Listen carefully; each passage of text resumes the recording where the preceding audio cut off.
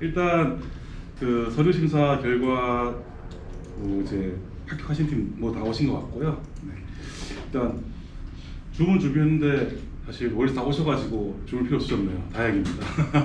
네. 저는 한국전자기술연구원의 정병진 박사입니다. 지금 이번에 제조공정 로봇 활용 경진대회를 저희가 지금 총괄하고 있고요.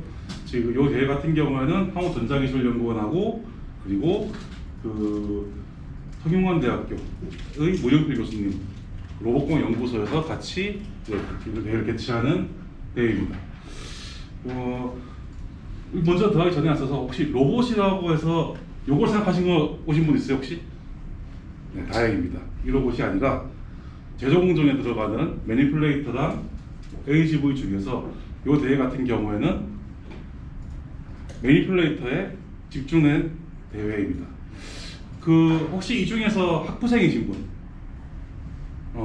학부생들인 경우에는 이제 이런 용어를 들어보셨나요? 혹시 그 로봇공학의 그 트랜슬레이션 매트릭스나 아니면은 인버스 키네매틱스, 포워드 키네매틱스에 대해서 들은 적 있으신 분?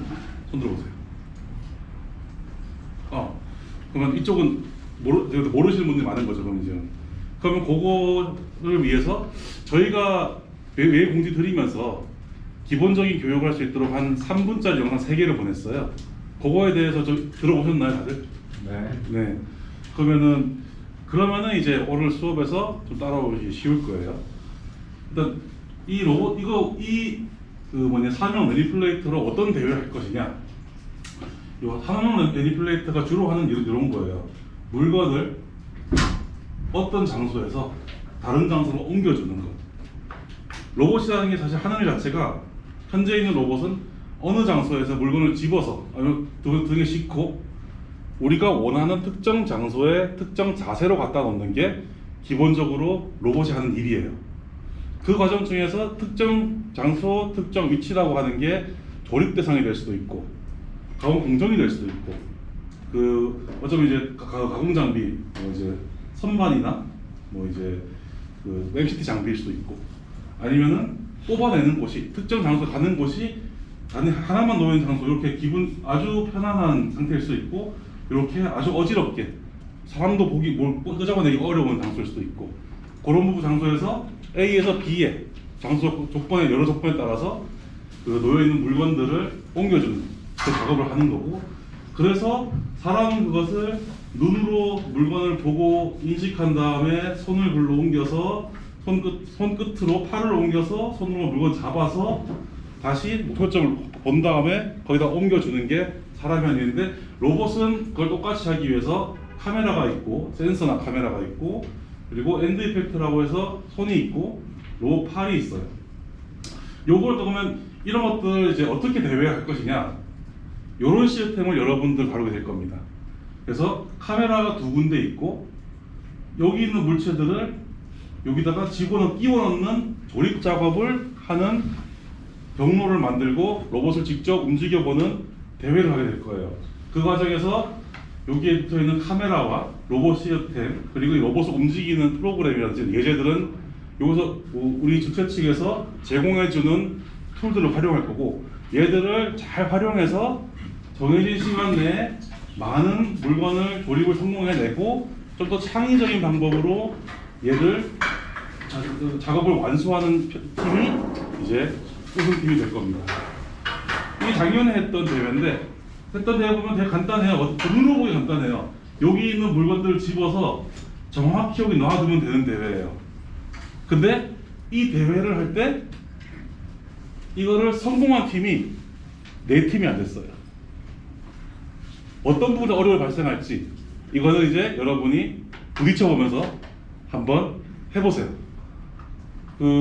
사실 이 대회의 목적은 대회 우승자를 가리고 이런 경진대회를 해서 이득을 보는 것도 물론 이득이긴 하지만 이 대회를 통해서 저희가 원하는 거는 로봇을 실제 다뤄본 경험을 가진 학생들을 육성해내는 게 저희 대회 목적입니다.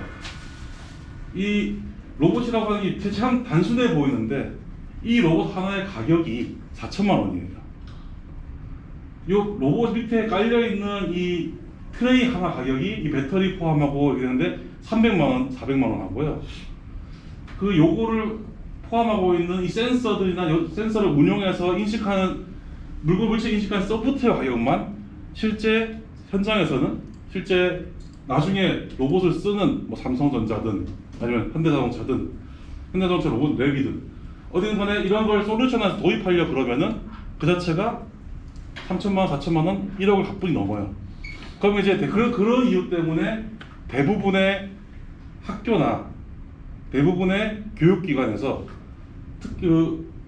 대학원생도 굉장히 제한적으로 아주 상황이 좋은 랩들은 로봇을 많이 가지고 있지만 상황이 안 좋은 랩은 로봇 하나를 돌려 쓴다거나 여러 명이서 아니면은 학부는 정말로 전문 직업학교보다 일반적인 대학 학부에서는 로봇을 만져볼 경험이 없어요. 대부분 다 사람들이 해봤자 로보티즈 조금만 이제 모듈 같은 거 좀 만들어서 동아리 활동해보는 것 정도지 사람 로봇이나 협동 로봇을 만져볼 수 있는 기회가 없거든요. 그래서 이걸 통해서 한번 여름 동안이라도 최대한 많은 시간 동안 로봇하고 친해져 보는 시간을 가져보면은 나중에 혹시나 로봇으로 이제 물론 대학원생들은 이미 로봇 진로자고 사람 많겠지만 학부생들 경우에는 로봇으로 진로를 잡게 되었을 때 그때 이 경험이 좀 이제 도움이 되지 않을까 싶어서 이 대회를 열게 됐고요. 그런 차원에서 대회를 좀 즐겨주시면 좋겠어요 앞으로.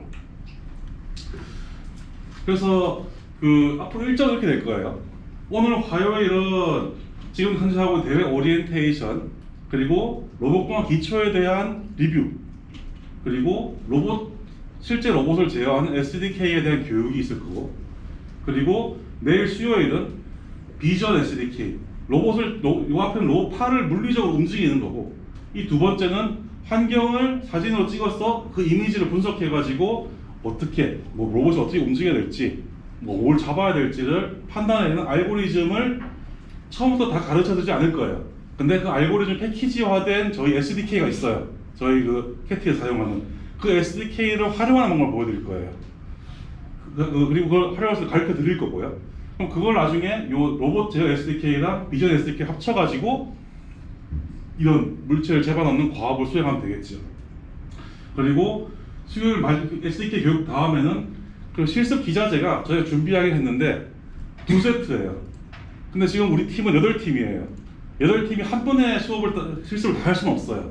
그렇기 때문에 그리고 또 멀리 계신 분들도 있고 하기 때문에 멀리 계신 분이 여기 내도록이 한날 내도록이 올라가실 수 없잖아. 영남대에서도 그렇고 한기대에서도 그렇고 그리고 모건대에서도 그렇고 힘드니까 이거를 좀 현명하게 2세트가 있는 거를 좀 잘 나눠가지고 시간을 쓸 수 있도록 시간 배분을 하는 시간 가질 거예요.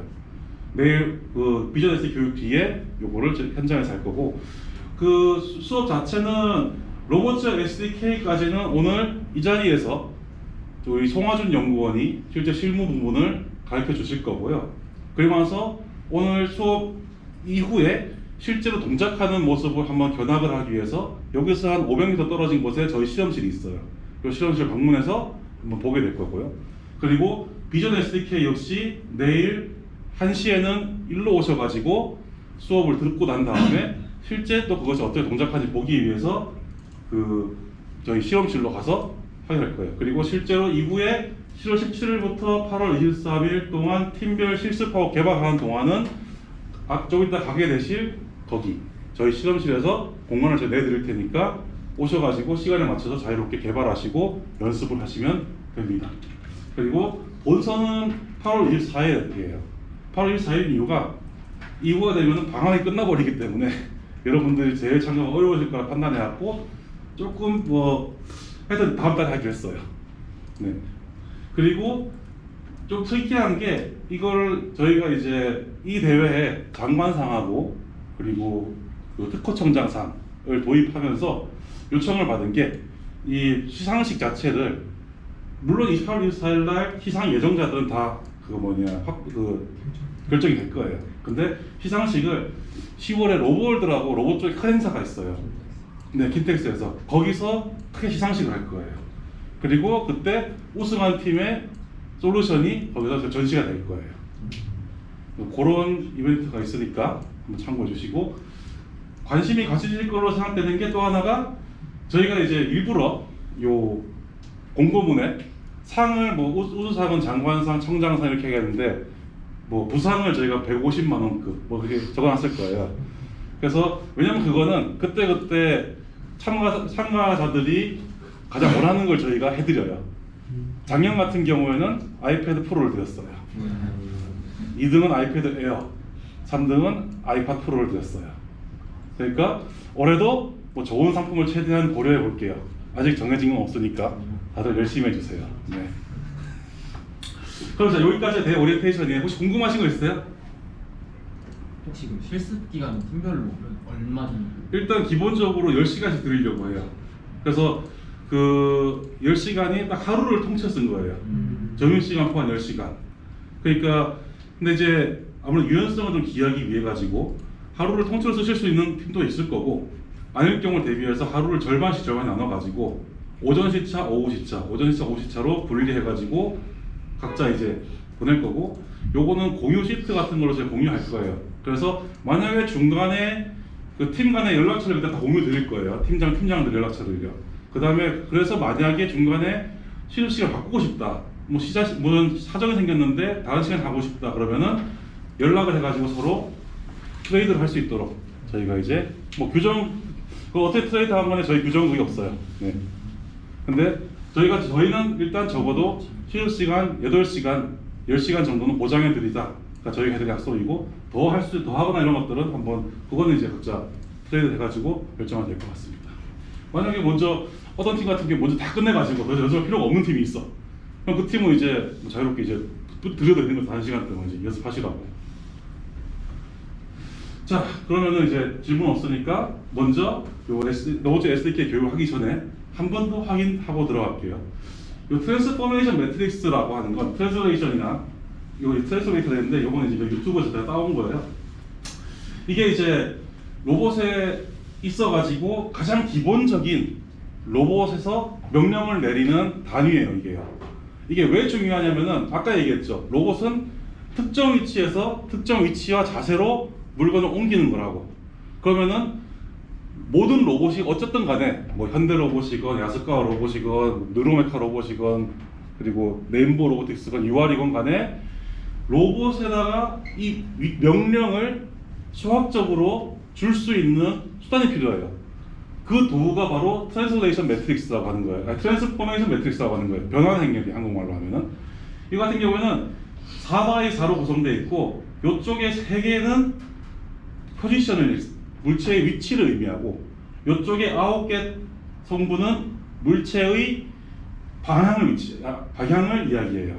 그래서 요 한 줄 한 줄 요 한 열이 각자 그 물체의 방향 코사인을 의미하는 건데 이런 자세한 거에 대해서는 이따가 로봇 SDK 교육 때 말씀드릴 건데 근데 왜 로봇 SDK를 쓰느냐 하면은 이 방향을 이 트랜스포메이션 매트릭스를 요 4x4라는 행렬 자체를 코드로 요걸 처리하기에는 꽤 덩치가 크기 때문에 이거를 압축시킨 텀들을 주로 사용해요. 그게 바로 우리가 흔히 듣는 롤 피치 요나 그리고 그래서 근데 문제는 그 로봇들이 각각 회사마다 스타일이 다르기 때문에 그 표현형을 받는 방법이 다 달라요.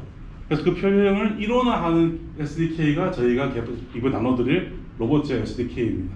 뭐 자세한 건 이후에 수업 때 들어보세요. 그리고 또 한 가지 중요한 게 그러면은 요 위치나 방향을 얘가 나타내는 걸 알았는데 우리가 위치나 방향을 나타낼 때 어떤 예를 들면 방향은 좀 어려우니까 제하더라도 위치를 우리가 뭐 1,1,1이라고 위치를 1m, 1m라고 했을 때 그 1m, 1m, 1m는 무엇을 기준으로 했는지에 따라 달라져요. 공간상에 여기 있는 물체가 요 구석을 기준으로 1m, 1m, 1m 있는데 똑같은 물체의 위치인데 저 구석으로 하게 되면은 얘가 뭐 8m, 1m, 1m이 되겠죠 이게요.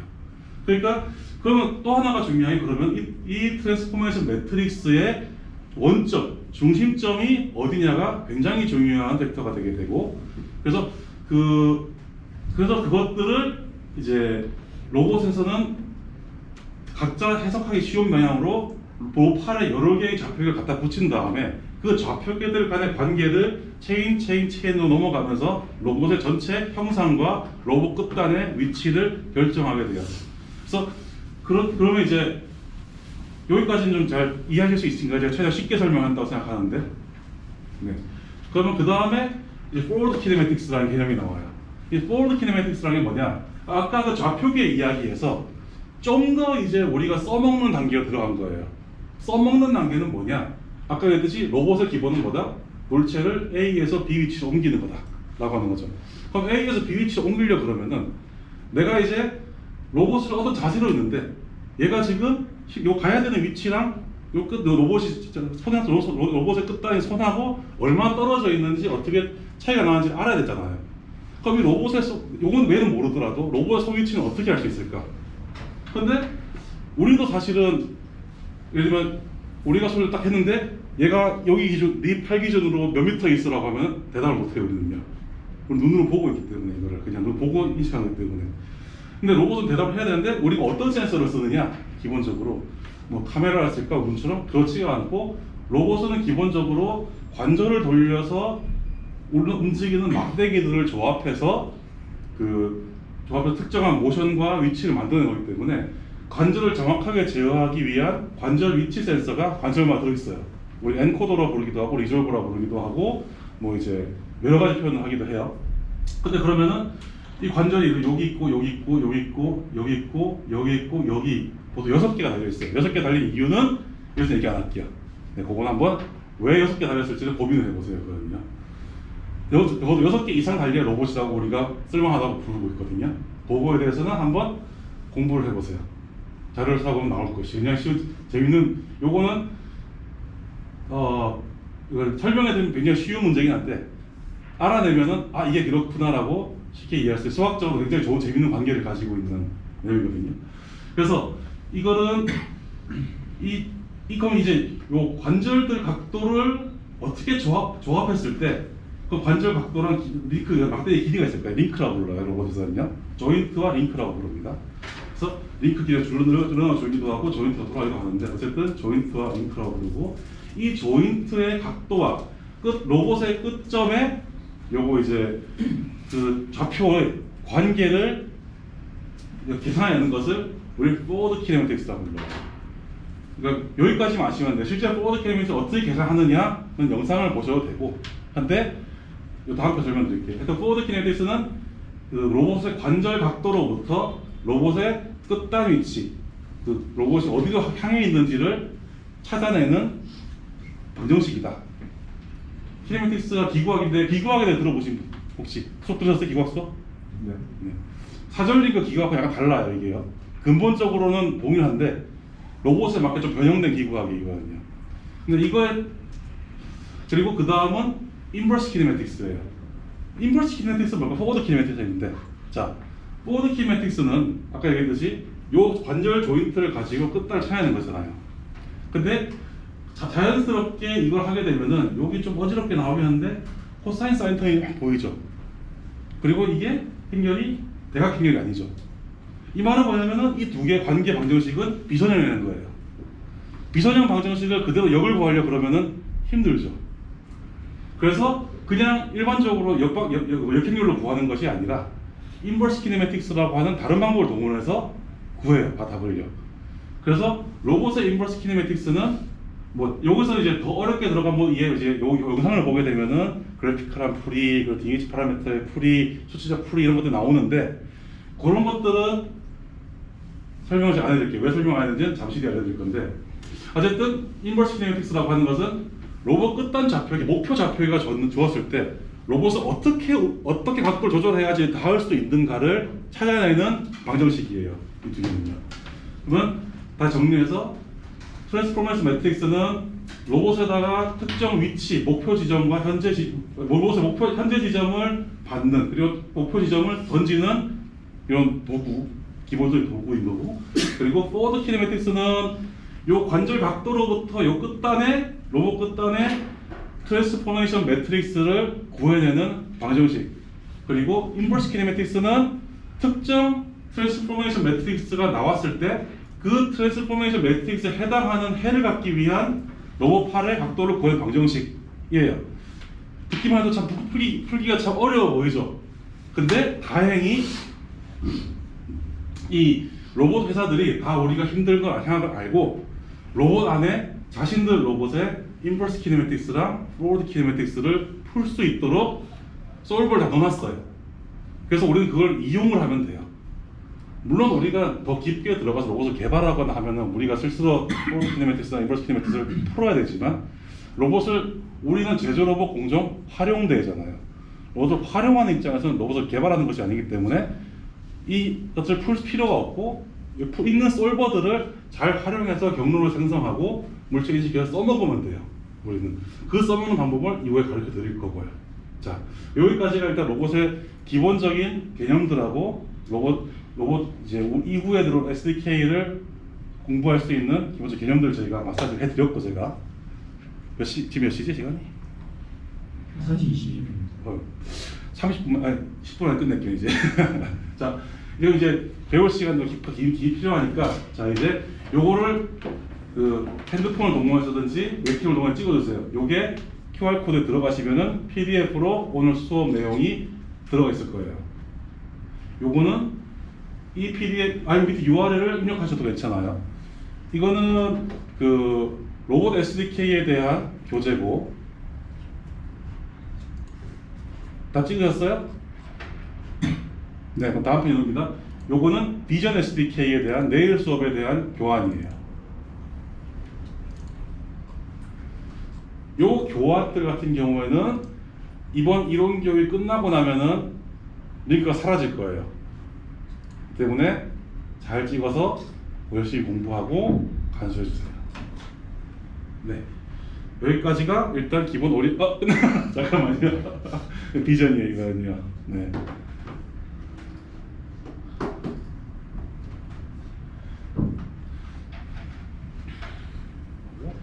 이제 다음은 1시 반부터 이제 그 다음 4분 동안 잠깐 과자 드시거나 물 좀 드시고 1시 반부터 우리 송화준 연구원이 로봇 활용에 대해 가지고 준비한 강의를 시작하도록 하겠습니다. 네. 잠깐 쉬시고 하시죠.